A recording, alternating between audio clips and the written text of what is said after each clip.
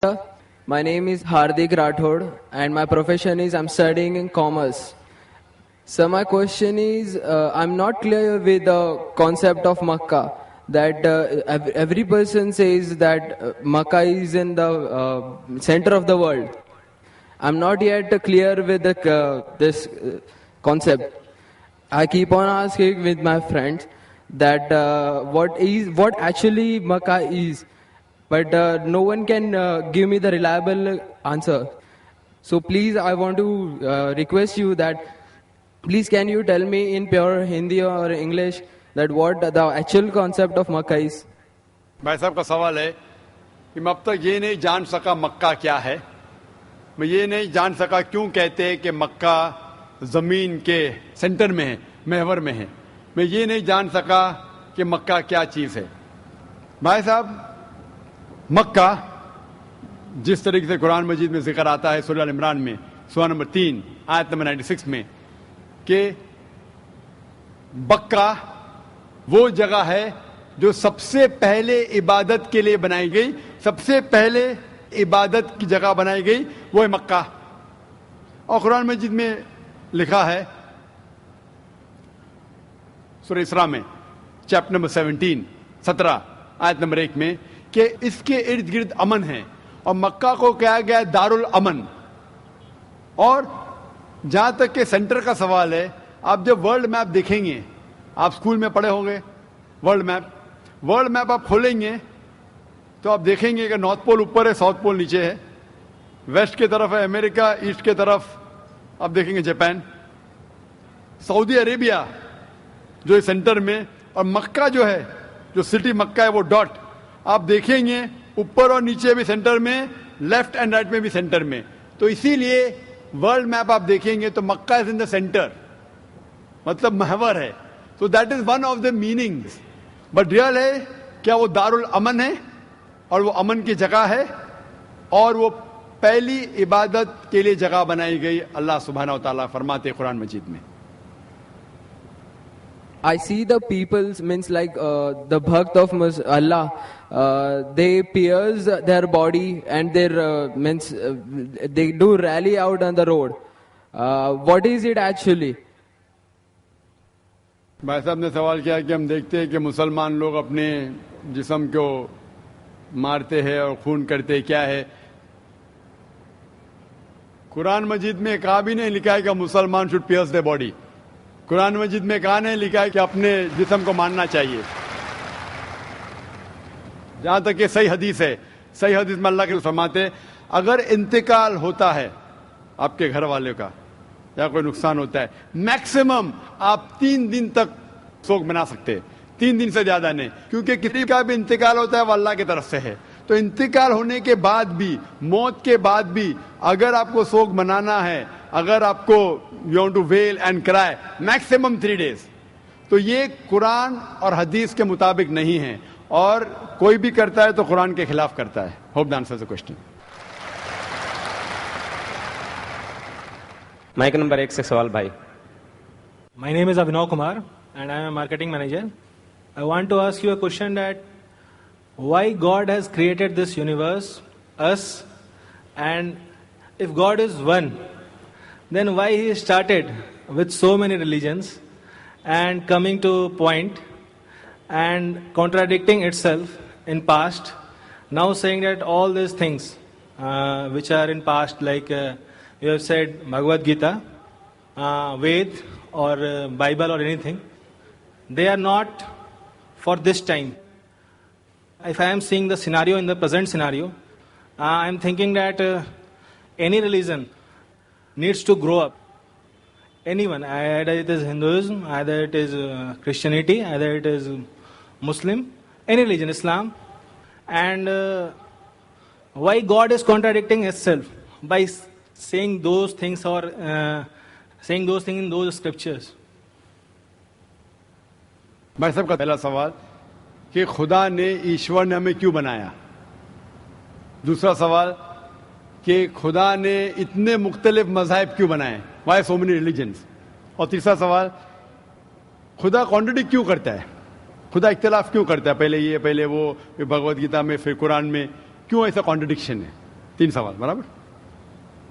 پہلا سوال کہ خدا نے ہمیں کیوں بنایا ہے, اس کے پوری تقریر کیا ہوں میں. Purpose of creation, purpose of creation پوری تقریر ہے میری 1.5-2 گھنٹے کی. سوال جواب کے ساتھ 3-3.5 گھنٹے کی, وقت نہیں ہے, لیکن مین پوائنٹ کہوں گا. اللہ تعالیٰ فرماتے ہیں سورہ ملک میں, سورہ نمبر 67 ورس نمبر 2 میں, الذی خلق الموت والحیات, کہ اللہ سبحانہ و تعالیٰ نے موت اور زندگی بنائی تاکہ وہ یہ جان سکے آپ لوگ میں سے کون اچھا ہے. تو test which of you good in deeds. اللہ سبحانہ و تعالیٰ کے کئی مخلوقات ہے, سب سے بہترین مخلوق ہے انسان. باقی جتنے مخلوقات ہیں وہ مسلم ہیں, وہ آلریڈی اللہ سبحانہ و تعالیٰ کا کہنا مانتے ہیں. ابھی جو انسان ہیں ان کو اجازت دی گئی ہے, فری ول دی گئی ہے کہ وہ اللہ کی بات مانے یا نہ مانے. Almighty God has given us the free will. Free will دیا گیا ہے کہ آپ چاہو تو اللہ کی بات مانو, چاہو تو نہ مانو. یہ فری ول دینے کے بعد اللہ سبحانہ و تعالیٰ نازل کیا ہے کہ اس دنیا کا ٹیسٹ کیا ہے, the rules and regulations. اس دنیا میں انسان کو کس طریقے سے جینا, یہ لکھا گیا قرآن مجید میں. اگر آپ اللہ کے احکامات کے مطابق چلتے ہیں تو آپ سفلتا پائیں گے اور انشاءاللہ جنت میں جائیں گے. اگر احکامات کے مطابق نہیں چلیں گے تو آپ اس ایگزامینیشن میں فیل ہوں گے اور پھر جنت میں نہیں جائیں گے, دوزخ میں جائیں گے. So this life is a test for the hereafter. یہ زندگی آخرت کے لیے امتحان ہے. میں آپ سے پوچھوں گا کہ آپ کالج کیوں جاتے, تو آپ بولیں گے گریجویٹ بننے کے لیے. اب میڈیکل کالج کیوں جاتے, تو آپ بولیں گے ڈاکٹر بننے کے لیے. تو ہم یہ دنیا میں آئے ٹیسٹ پاس کرنے کے لیے, کیونکہ اس دنیا میں آنے کے پہلے سورہ اعراف سورہ نمبر 7 آیت نمبر 172 میں لکھا ہے کہ اللہ سبحانہ و تعالیٰ نے ساری انسانیت کو, آدم سے اب تک ساری انسانیت کو from the lines of Adam کھڑا کیا, پوچھا کہ کون ہے عبادت کے لائق, اور سب نے کہا صرف ایک اللہ سبحانہ و تعالیٰ. پھر اللہ تعالیٰ نے پوچھا کہ کون یہ ٹیسٹ کرنا چاہتا ہے, تو انسان ہم بیوقوف تھے جو یہ ٹیسٹ کرنے کے لیے آئے, کیونکہ باقی لوگ جو پتھر, پہاڑ, جانور, یہ سب مسلم ہیں, پر ان کے پاس چوائس نہیں ہے. اگر آپ کے پاس چوائس نہیں ہے, ایک فرشتے کے پاس چوائس نہیں, جو بھی اللہ کہتے وہ ان کی بات مانتے. لیکن ہم کو چوائس دینے کے بعد اگر ہم اللہ کی بات مانیں تو ہم فرشتے کے اوپر ہو جائیں گے, اگر نہیں مانیں گے تو فرشتے کے نیچے شیطان کے ساتھ ہوئیں گے. تو ہم نے بولے نہیں, ہم کو تو فرسٹ کلاس فرسٹ آنا ہے, تو آ گئے ہم وہاں پر, ہم اس دنیا میں. ٹھیک ہے, تو یہ ٹیسٹ ہے, اور انسان سب سے اچھی مخلوق ہے, best creation of almighty God. تو this life is a test for the hereafter. اور اللہ تعالیٰ فرماتے سورہ داریات میں سورہ نمبر 51 آیت نمبر 56, وما خلقت الجن والانس الا لیعبدون, کہ ہم نے جن اور انسان کو نہیں بنایا صرف اللہ کی عبادت کرنے کے لیے, اور عبادت کے لیے اللہ کی بات ماننا ضروری ہے. So this life is a test for the hereafter. یہ جو زندگی ہے آخرت کے لیے ہمارے لیے امتحان ہے. آپ کا سوال نمبر 2 کہ اللہ نے مختلف مذاہب کیوں بنائے. اللہ نے صرف ایک ہی مذہب بنایا ہے, ایک ہی دین, جس کا نام قرآن میں ہے سورہ ال عمران سورہ نمبر 3 آیت نمبر 19 میں, ان الدین عند اللہ الاسلام, the only religion acceptable in the sight of Allah is Islam. صرف ایک ہی دین جو اللہ کے نزدیک صحیح ہے وہ اسلام. اسلام کے معنی ہے امن, پیس. اسلام کے معنی ہے to submit your will to God, خود اپنے خواہش سے اللہ کے احکامات کے مطابق زندگی کو بسر کرنا. اسلام کا مطلب یہ نہیں کہ محمد سلطان ذاکر, اسلام مطلب اللہ کے احکامات پہ عمل کرنا اور امن حاصل کرنا. تو جتنے پیغمبر آئے صرف اسلام سکھائے. مذہب ایک ہی ہے لیکن مذہب کا پیغام بدلا گیا.